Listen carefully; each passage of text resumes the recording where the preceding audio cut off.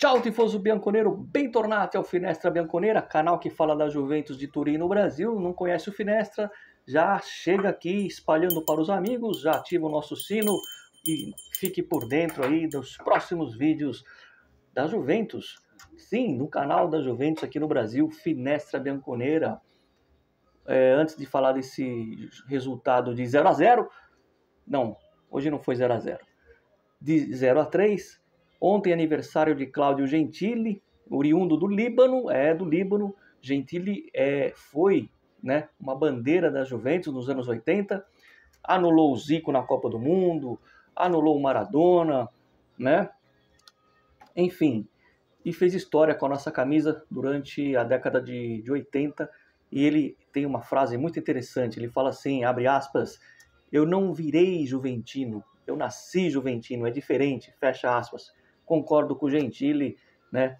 E, enfim, Cláudio Gentili, parabéns, 71 anos de vida completados ontem. Falando do jogo de hoje, entre Juventus e Gênova e Juventus, melhor dizendo, que foi com portões fechados, a gente já fala sobre isso, eu chego à conclusão que o Motta tem uma tática, um plano no campeonato italiano.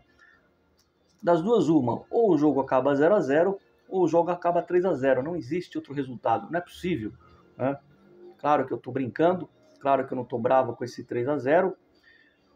A Juventus hoje, mais uma vez, não leva gols, isso é muito bom, mas o Gênova não é um time bom de ataque. Aliás, hoje o Gênova jogou com o Miretti, nosso Miretti, que está emprestado lá para o Gênova, que achavam que ele ia começar na reserva, e ele jogou hoje contra a gente. Esse jogo hoje, o primeiro tempo, eu não gostei, e aí eu vou fazer uma crítica, aqueles que acham que eu não critico o Motta, que eu não critico a Juventus, presta atenção, uma coisa é você não jogar bem porque o time não está entrosado, porque os jogadores ainda não se conhecem, porque você tem alguns desfalques, você pode não estar num dia bom. Outra coisa é você não jogar bem porque, ou melhor, outra coisa é você não chutar gol. São duas coisas diferentes. Não jogar bem, até com um time entrosado pode acontecer. Então, hoje não tinha essa desculpa, entre aspas, desculpa, né? Eu falo entre aspas porque, na verdade, eu nunca usei isso como um argumento. Eu sempre falei, é início de trabalho, os jogadores não se conhecem, não é em 3 meses que você monta um time, que dirá agora em 5, 6 jogos. Essa conversa é mais do mesmo, é batido, mas é assim que é o futebol, né? Os grandes esquadrões, e nós não estamos falando de um esquadrão, a Juventus está longe de ser um esquadrão, mas como referência, né, os grandes times do futebol mundial levou um tempo para ser montado. Agora, não cabe o argumento de não chutar a gol.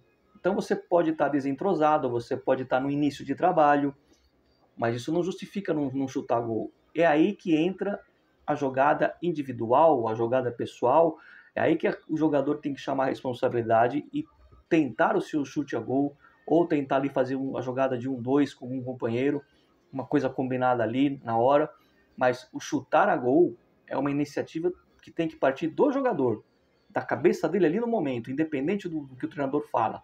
São situações criadas no futebol dentro de uma partida de 90 minutos. E aí eu abro um parênteses, por isso que não é bom ficar comparando o jogador. Fecha parênteses. Então, por exemplo, a gente não viu o Koopmeiners dar um chute a gol no primeiro tempo. A gente não viu o Will Dias dar um chute a gol no primeiro tempo, né? Isso não existe. Nenhum jogador deu chute a gol no primeiro tempo. Isso não tem nada a ver com a falta de entrosamento e com o início de trabalho. Então, isso é uma crítica, né, que eu faço ao time e ao Motta no primeiro tempo. Agora, pés no chão, tá? A gente bateu um time fraco, uma vitória que é muito importante. A Inter ganhou da Udinese e a gente precisava dar uma resposta, né? A gente agora fica um ponto na frente da Inter. A gente, nesse momento, estamos na liderança, né? A rodada não está concluída. E sobre essa coisa do time não chutar gol, não é só isso que me chamou a atenção. No primeiro tempo, o Kalulu jogou no lado oposto que ele costuma jogar. Eu não sei pode ser, né? A gente não sabe o que passa na cabeça de um treinador, na cabeça do Mota, no caso. Pode ser que ele está testando o time ideal para a temporada. Pode ser que ele esteja usando como laboratório o início do campeonato. Eu não sei, tá? Eu estou chutando aqui da minha cabeça. O que seria um erro, porque é nesses jogos que você ganha e perde campeonato. Mas, de repente, pode ser que ele queira testar. Por que eu estou falando isso? Porque o Kalulu jogou do lado invertido no primeiro tempo, onde ele não costuma jogar. E no segundo tempo ele altera o lado do Kalulu. O Kalulu joga onde ele está acostumado, naquela faixa lá, né, de origem dele, e a Juventus melhora, né? O primeiro gol sai numa cobrança de pênalti, um pênalti que existiu, né? Já vejo manchete de jornal italiano dizendo que quem ajudou a Juventus foi o defensor ali do Gênova, que abriu o placar, abriu as portas para a Juventus vencer o jogo, quer dizer, meio que querendo tirar um mérito. E aí, o Vlahovic converte o pênalti, bate muito bem o pênalti. Foi legal ele pegar a bola, foi legal ele chamar a responsabilidade, bateu com confiança, bateu bem o pênalti a meia altura, fez o gol, fez 1-0. Depois tem o segundo gol, um belo gol também, o Vlahovic faz 2-0. E aí eu vou fazer uma observação, né? Ele sai fazendo sinal para a torcida não tinha torcida no estádio, né? Maneira de dizer, ele faz aquele sinal para as telecâmeras por tabela para o torcedor que está em casa vendo o jogo. Não é legal, Vlahovic, não é legal fazer isso, porque a gente sabe que é difícil, as críticas, é difícil aguentar. Eu me lembro uma vez o Baggio era vaiado, isso jogando pela Inter, aí entrou em campo, fez assim, mas ali era o Baggio, consagrado, quase fim de carreira. Não é legal, sabe por quê, Vlahovic? Porque a gente sabe que você é um cara que pode fazer muitos gols e deve fazer muitos gols nesse time da Juventus. Mas hoje foi o Gênova. Hoje não foi o Real Madrid, não foi o City. A Juventus vai jogar com o City em casa, na Champions. Magari você faz um gol e aí sim cabe você fazer um gesto para a torcida. Hoje não. Hoje, com todo respeito ao Gênova, era o Gênova, né? Mas que bom que você fez os gols, porque precisava. Fico muito feliz por você. Como eu disse, você tem muita bola para jogar na Juventus, né? Só tem que controlar um pouco o lado emocional, porque isso também te prejudica, né? E eu falei que não tinha torcida no estádio, e não tinha mesmo, é por causa teve problemas aí no jogo contra a Sampdoria, no meio da jogo do outro campeonato, né, da Copa Itália. E aí teve uma suspensão tanto para os torcedores do Gênova como da Sampdoria, que vai jogar com portões fechados a próxima partida da Copa da Itália, né? Aliás, da Série B, né? A Sampdoria está na Série B. E hoje, curiosamente, 2 horas antes do jogo, teve lá uma coisa que aconteceu na sala do VAR, né? A bateria do VAR lá esquentou, explodiu. O VAR explodiu, a bateria lá explodiu, o corpo de bombeiros foi lá, enfim. E não teve VAR no jogo de hoje. E aí tinha uma jogada para cartão vermelho, né? Em cima do Nico Gonzalez. Claro que o juiz só deu amarelo, mas era para vermelho. Eu não falo de arbitragem. Na semana passada eu nem falei que o jogador do Napoli recuou a bola, né, para o goleiro do Napoli. Ninguém falou nada. Nós, torcedores, falaram, né? Eu não falei, mas outros torcedores falaram, mas a imprensa não fala.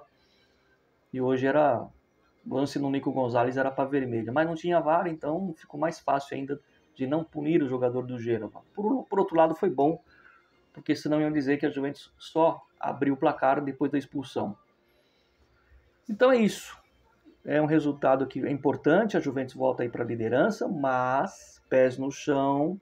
O jogo de quarta-feira pela Champions, fora de casa, contra o Leipzig, é mais difícil, é um time mais veloz, né? É um time muito melhor que o Gênova, não vai ser fácil. E eu não vou terminar o vídeo sem antes falar do terceiro gol, porque entrou em campo o Conceição, que ficou um tempo fora por lesão, e o Conceição fez um belo gol. Conceição, guardem esse nome porque haverá um quadro aqui no canal toda vez que o Conceição fazer um gol. Me cobrem isso. E o Conceição foi um dos melhores em campo. Ele que entrou, fez o terceiro gol, fechou o placar. Vou colocar também o Kalulu, que fez uma belíssima partida, principalmente no segundo tempo, quando ficou no lado que ele sabe jogar. E vou fazer um destaque para o Fagioli. O Fagioli hoje jogou bem. Eu não gosto de dar nota, mas como o torcedor brasileiro gosta de nota, vamos colocar aí uma nota 7. Foi bem o Fagioli hoje, né? Finalmente. Então é isso, o Kalulu, o Fagioli muito bem. O Perin foi exigido uma vez só e deu conta, né? Nessa única vez que ele foi exigido.